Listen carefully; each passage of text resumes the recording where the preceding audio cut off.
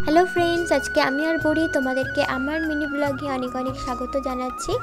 তো আজকে হচ্ছে শনিবার। তো আজকে বাড়িতে কোনো রান্নাবান্না করা হয়নি। এই দেখো, রান্নাবান্না করা হয়নি বলে রান্নাঘরটা সুন্দর করে পরিষ্কার করে সব কিছু গুছিয়ে রেখেছি। আর আজকে রান্নাবান্না করা হয়নি কারণ পাড়ায় হচ্ছে শীতলা পুজো, তো সেই কারণে এখানে গরম ভাতের মধ্যে জল ঢেলে পান্তা বানানো হয়েছে আর আলু ভাজা করা হয়েছে। তো সেটাই খাওয়া হয়েছে দুপুরে। তারপর চলে এসেছি রাত্রে।